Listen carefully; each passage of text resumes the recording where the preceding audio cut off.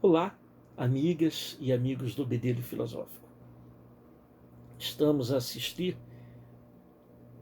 até de forma bastante interessante, uma polarização ideológica entre esquerda e direita, entre este ou aquele governante, entre partidários e não partidários, mas com pensamentos ideológicos firmes, na política nacional.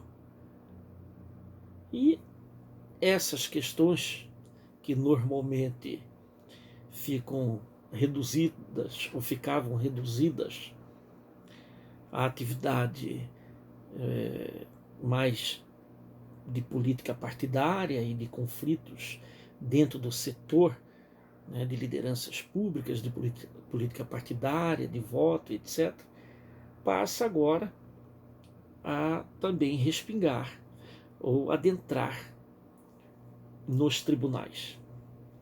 E ao adentrar nos tribunais, vimos que falta para boa parcela dos críticos e dos que assim se permitem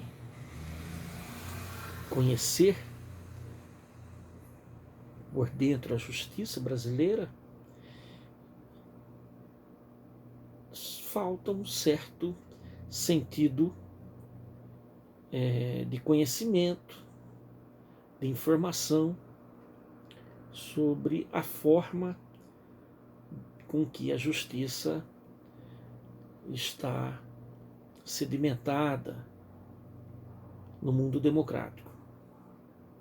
E quando eu falo no mundo democrático, eu descarto todo aquele mundo, aquele viés de sistemas autoritários em que a justiça não é autônoma, independente e não tem, vamos dizer assim, segurança nenhuma para decidir. Graças a Deus, conquistamos o espaço democrático e nele estamos a entender esse funcionamento, esse mecanismo todo da justiça brasileira, com os seus tribunais e os seus juízes, desde a primeira instância até a mais alta Corte de Justiça, que é o Supremo Tribunal Federal. E hoje é normal, nas esquinas, nos bares, e agora com a pandemia, com essa realidade da Covid-19 dentro do ambiente familiar, sobre acerto e desacerto de questões que antes estavam reduzidas ao mundo jurídico. E aí, quando eu falo em mundo jurídico, eu incluo todos os agentes que operam neste mundo. Defensores públicos, advogados, promotores, delegados de polícia, procuradores, né, e os próprios juízes, os próprios magistrados. Então, saiu desse meio e ganhou as ruas. E as ruas têm feito críticas, têm realizado aplausos também. Mas o que sente, ou o que dá de sentir, ou melhor dizendo, sobre essas críticas, sobre esses aplausos, é que está havendo uma simbiose entre essas decisões judiciais, e aí vem a confusão, com ideologias político-partidárias, ou mesmo daquela forma de sentir-se politicamente engajados dentro da sociedade entre esquerda e direita. Essa polarização muito interessante e muito importante, que mostra aqueles que têm como primazia a igualdade e aqueles que têm como primazia a eficiência.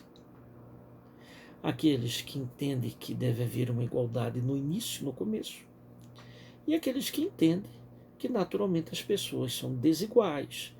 E aí vale a concorrência e os talentos afloram, a inteligência aflora, né, a capacidade de cada um e etc.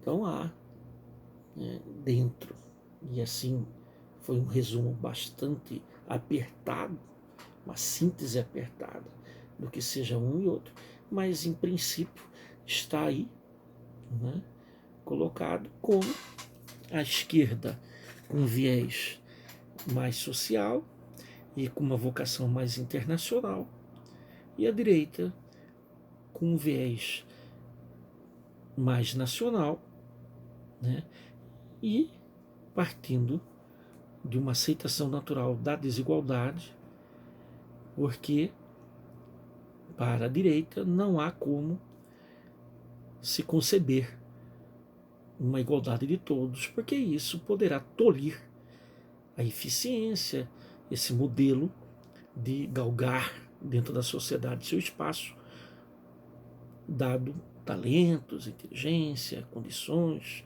para isso, naturais, pessoais, etc. E essa polarização, ela tem chegado aos tribunais. E os juízes devem estar preparados para isso, em especial aqueles que atuam na área de direito agrário, aqueles que atuam na área de ações coletivas, aqueles que atuam na área de saúde, aqueles que atuam na área de direito público, de empresas, todos esses, em especiais esses magistrados, devem se ater profundamente, em termos reflexivos, sobre o seu papel como julgadores numa sociedade aquecida desta forma pelos debates e por essa dicotomia, essa relação binária entre um lado e outro. Claro está que o magistrado não é um ser fora do mundo, é um ser dentro do mundo, enquanto está no mundo. É um ser imanente. E ele não transcende esse mundo. Então, vale aí essa observação para que ele tenha consciência de sua decisão e saiba, dentro do princípio do consequencialismo, onde elas chegarão. Então, dentro disso, nós temos aqueles, e aí esquecendo um pouco o sistema de justiça e atravessando para as manifestações na web, nos grupos de internet, nós temos aqueles de pensamento mais simples e hoje de pensamentos mais complexos. Temos aqueles em que o resultado de uma avença política ela é bastante simples, e aqueles que aceitam que a complexidade é natural do embate político-ideológico, do embate político-partidário, porque ela envolve, por ser complexa, pensamentos outros, vários pensamentos, e dimensões outras, que aquele do pensamento mais simples, mais fechado, não aceita, ou não estão acostumados. Por exemplo, alguém que se relaciona como chefe do executivo perante o poder legislativo, naturalmente que ele está num jogo e num campo próprio da política partidária, do acordo político. Costurar este ou aquele caminho em conjunto, observando preceitos constitucionais, legais, porque disso pode resultar também manifestações jurídicas das cortes de justiça. Esse é o homem do pensamento complexo, do que entende e aceita essa situação. O homem do pensamento mais simples, isso não quer dizer falta de cultura, mas tão somente os que não aceitam um diálogo mais dialético, mais confrontante, e sim querem sempre algo de cima para baixo,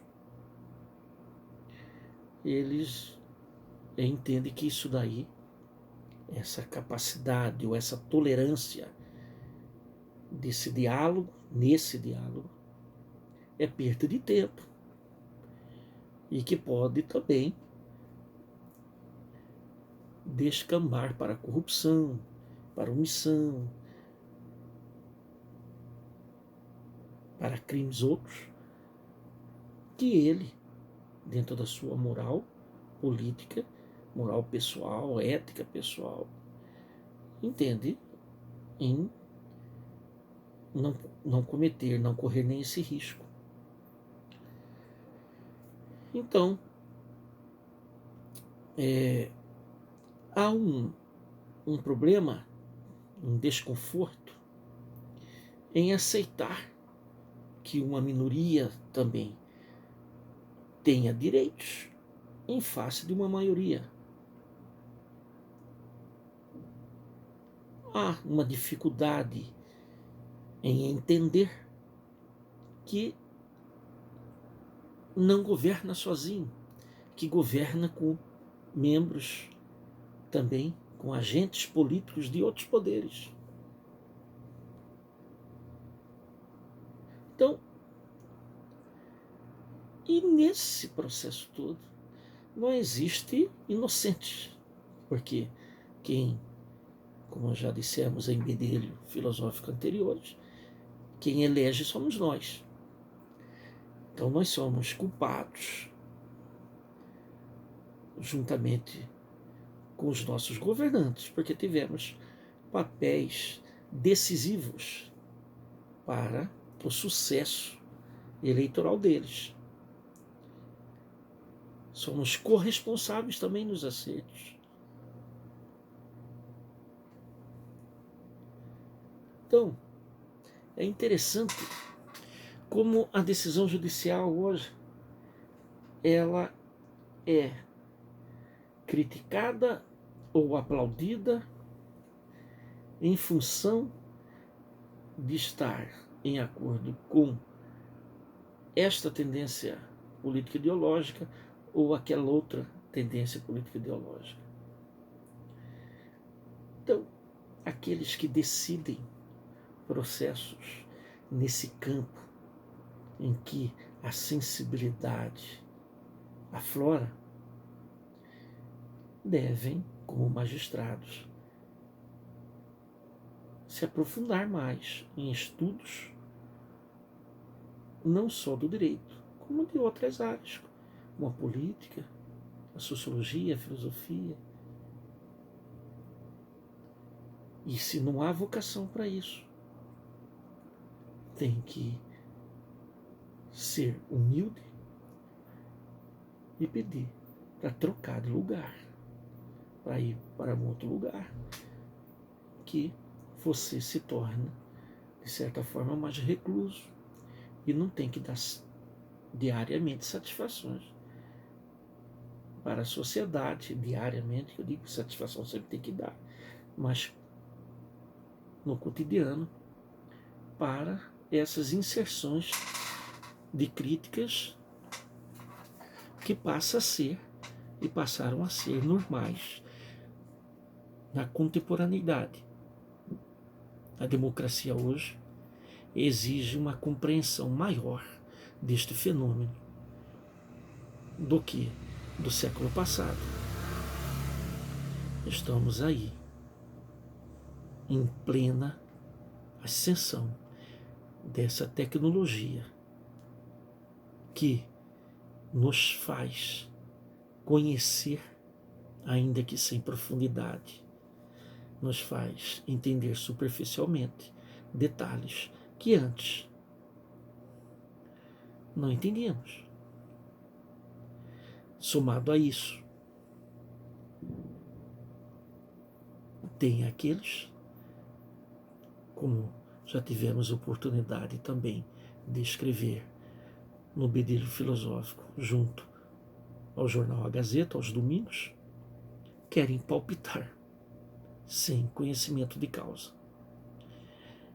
Os que têm conhecimento de causa estão aí profundamente sentido e ressentido de terem que aturar humildemente as falas daqueles que assim se portam como novos conhecedores das coisas que, ainda que não tenham estudado sobre elas, mas que leram em algum lugar da internet, ainda que ligeiramente. É por aí.